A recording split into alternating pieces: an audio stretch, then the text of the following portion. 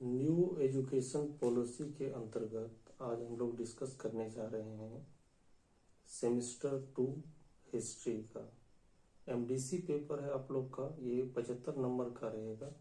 Multi disciplinary course के अंतर्गत आएगा। इसका नाम है कंटेम्परेरी इंडिया 1947 से लेकर 1990 तक, समकालीन भारत। इसको हम डिस्कस करते हैं यूनिट वाइज। यूनिट 1 में है integration of the princely state, रियासतों का एकीकरण। इसके अंतर्गत आप लोग को पढ़ना है कि भारत में जितने भी रियासत थे आपका, उनका किस तरह से एकीकरण किया गया स्वतंत्रता के बाद। बी नंबर में है मेकिंग ऑफ द कॉन्स्टिट्यूशन, संविधान का निर्माण। हमारा देश स्वतंत्र होने के बाद किस तरह से आपका संविधान का निर्माण हुआ और संविधान के निर्माण होने में कितना समय लगा, ये सारी चीज़ें इसमें पढ़ना है। उसमें समिति बनी, कौन कौन सी समिति बनी और उनके अध्यक्ष कौन कौन थे, ये चीज़ इसके अंतर्गत पढ़ना है आप लोग को। तीसरा नंबर सी नंबर है linguistic reorganisation of the Indian state, भारतीय राज्यों का भाषाई पुनर्गठन।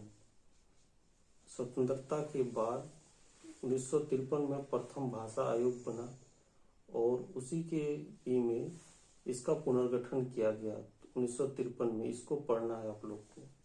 यूनिट 2 में 5 ईयर प्लान है, पंचवर्षीय योजनाएं। बी नंबर में है इंडो चाइना वार जो 1962 में हुआ था, भारत चीन युद्ध। इंडो पाक वार्स, भारत पाकिस्तान युद्ध जो 1965 और 1971 में हुआ, ये दोनों आप लोग को पढ़ना है। यूनिट 3 में है इमरजेंसी एंड जेपी आंदोलन, आपका आपातकाल और जेपी आंदोलन। आपातकाल और जेपी आंदोलन एक दूसरे से जुड़े हुए हैं क्योंकि आपातकाल के दौरान ही जेपी आंदोलन का उदय हुआ था। इसमें बिहार के जयप्रकाश नारायण जी थे। ये चीज पढ़ना है आप लोग को। बी नंबर में राइज ऑफ कोलिजन पॉलिटिक्स, गठबंधन राजनीति का उदय।